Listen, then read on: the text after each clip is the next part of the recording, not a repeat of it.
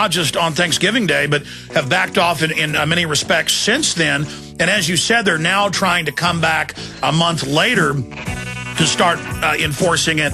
They don't want us to ever gain critical mass, and they don't ever want us to learn that we can have political victories, just like you mentioned with the troops in Vietnam. Stay there. We're on the march. The empire's on the run. Alex Jones and the GCN Radio Network.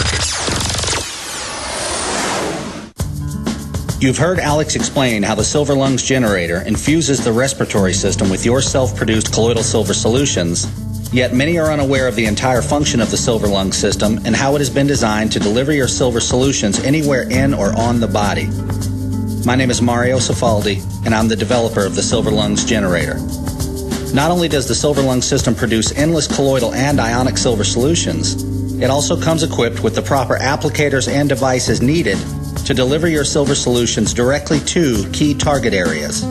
This includes the eyes, ears, nose, lungs, topically to the skin, and orally for the digestive system. Be sure to watch our new 7-minute video tour of the Silver Lungs system at www.silverlungs.com to learn more about how the Silver Lungs system works. As well, we are always ready to answer any questions you may have. That's www.silverlungs.com. Hi, folks. This is Alex Jones asking you for a minute of your time to tell you about soap. Not detergents, but good old-fashioned pure soap made by the Cal Ben Soap Company, a family-owned and operated American company. My family, staff, friends, and radio listeners are constantly telling me how much they love these products for bath, hair, laundry, and dishes. There is nothing like these factory-direct, big money-saving, triple-concentrated soaps anywhere. Get a free detailed catalog by calling 800-340-7091 or see them online at 5starsoap.com or Infowars.com. Let's talk to the owner of 5 Star Soap, Marty Schachter, and see what he has to say.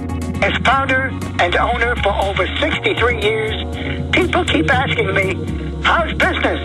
I'm happy to say our business is going down the drain. Call us at 1-800-340-7091 or visit our website, 5starsoap.com, for buying our 1 to 2 month soap sampler. Thank you.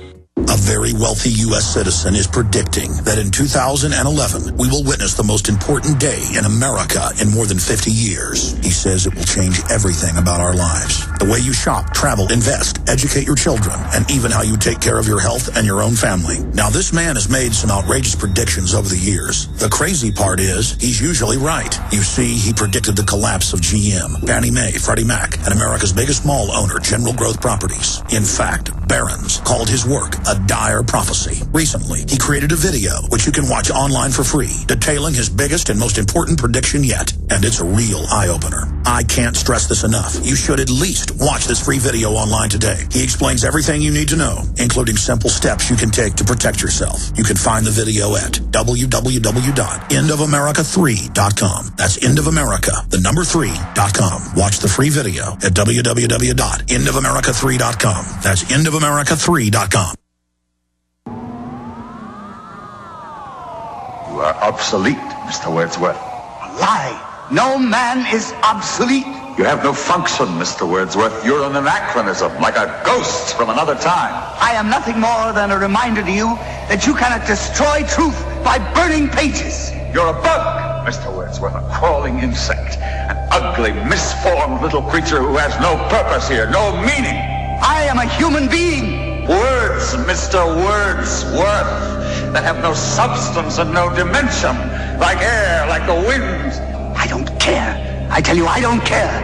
I'm a human being. I exist. And if I speak one thought aloud, that thought lives, even after I'm shoveled into my grave.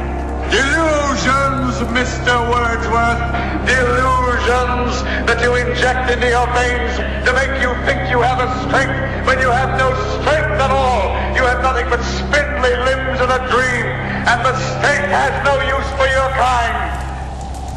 Resistance to tyrants is obedience to God. It's Alex Jones. It's 34 after. Thank you for joining us. It's the next to last live transmission of 2010 as we hurtle into 2011 and beyond. Lew Rockwell of LewRockwell.com is our guest. Our websites, of course, are Infowars.com and PrisonPlanet.tv. Lew, going back to the point that I was starting to make before the break, I mean, I guess to simply quantify it, they don't ever want us to have a chance to fight them out in the open peacefully and show the power of the people, show that we have common sense and the majority and the republic on our side, and we see them back off. And I have read the histories as you covered and can concur that it was finally when the troops started saying no, they didn't want that message to be sent that the ruling powers had lost control. They wanted to then shift and behave like they had decided to end the war that was just a black hole for drug dealing and their no-bid contracts. And more, I see the establishment not having just that psychopathic gleam of the priest of power, but more and more, I am seeing desperate fear. Can you elaborate on your statement, but then also get into what you think the state of this corrupt global government is and how you see liberty versus tyranny colliding in the future? You know, Alex, there's no question that they're terrified.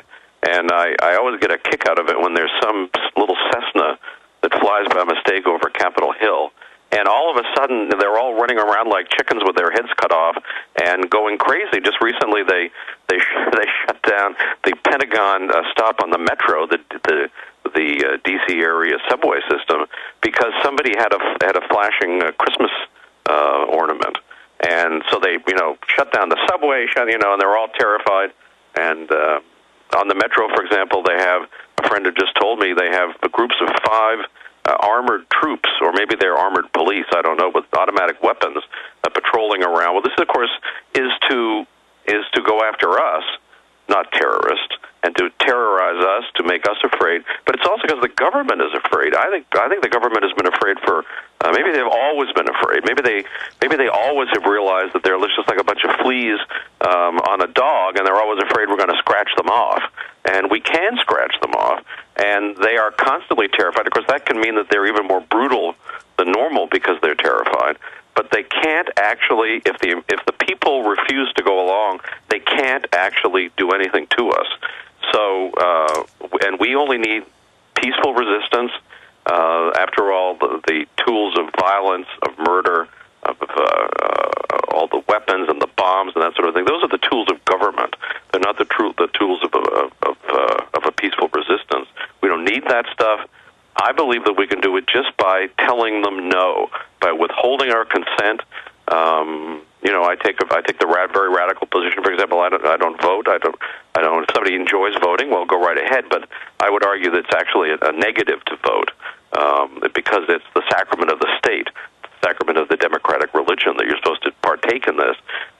They want you to be focused on them, focused on the politicians, love the politicians, be cheering for, gangster A's versus gangster B's. Well, that's what all the telescreens now in 9,000 locations. First it was 800 Walmarts, now 9,000 stores, to have huge telescreens where they force their way into your life in the market, where they force their way into your life in the school, telling kids that men with, turbans are under the table about to climb out and hurt them. I mean, it literally is a religion of them being front and center and playing the part of our God. But then meanwhile, they act so afraid of the public. We get their internal training manuals that law enforcement leak to us and others. And they're totally afraid of Ron Paul, of Bob Barr, of libertarians, of gun owners, of returning veterans, all tyrants. Hitler was afraid of the military. I mean, this is classic tyranny, and I'm reminded of Proverbs 28:1, the wicked flee when no man pursueth them. They act guilty. They're not just guilty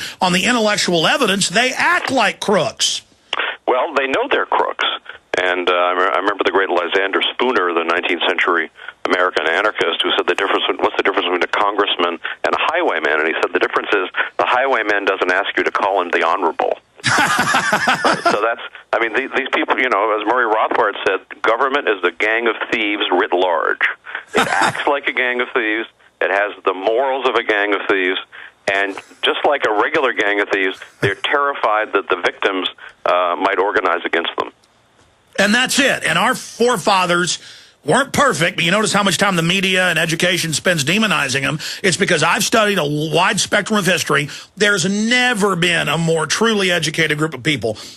Never more a flower of Renaissance and awakening, and I mean, literally trying to read their letters. They weren't showing off with complex words and prose. These were people who it was honored to be an inventor or a trailblazer or a scientist or an inventor. And so because that was what the competition was about, it accelerated an amazing, again, flower of the Renaissance, and is the greatest example of anything that we've developed so far, and that's why they're trying to pull it down and destroy it.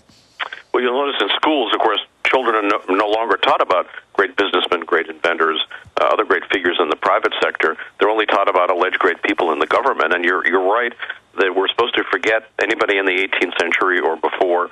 In fact, the current American regime was founded by Abraham Lincoln. You only have to, I urge anybody, if you have the unfortunate duty of having to go to Washington, D.C., make sure you go look at the Lincoln Temple. This was built in the progressive era, a time of vastly increasing government like our own. And this thing is modeled after the Temple of Jupiter, best and greatest in ancient Rome, the chief god of the Roman state. Abraham Lincoln is in his throne. He's got fasces on either side of his throne. And this is a god. So yeah, the government always is in competition with God. The government would like to beat God. I think they looked to the days of the Pharaoh, and that was the best time when the government actually was God. Well, that's why their symbol in the New World Order is the pyramid. And for those that don't know what fasci are, in Rome, their main symbol and what their armies carried and what was carved on their temples and government buildings is a bundle of sticks tied together with hatchets on the top, meaning we enslave you, we bind you, and force, or what Mao said, political power goes out of the barrel of a gun. Force impels you to serve us. And you're right. They brought into the Senate, in the last 80 years or so, and suddenly everywhere, fasci, it's on our money. I mean, they're telling you what they are. Well, it's true, and of course, this is what the fascist party and the system of fascism is therefore named after. And by the way, fascism and fascist is not just an epithet.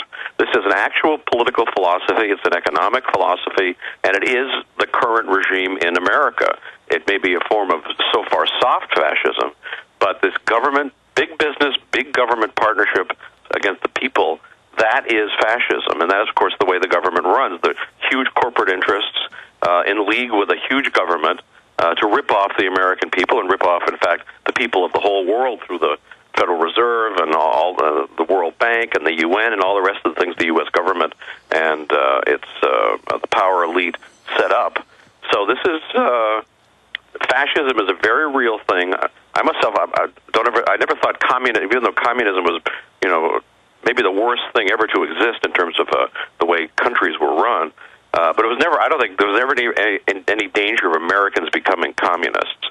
But I must say, after Federal Failure Day on 9/11/1, when I saw the reaction of Americans, and since then I thought, now I understand how Hitler came to power. Now I understand how people you thought of as decent, great people in Germany could overnight all of a sudden be cheering for a police state and for all kinds of other, and demonizing and well, that's what's scary is I've studied Weimar Germany, and the people, low crime rates, very moral by our standards, very hardworking, and they bought the Kool-Aid because they'd been in a depression, they were scared, they'd been demoralized, and they just...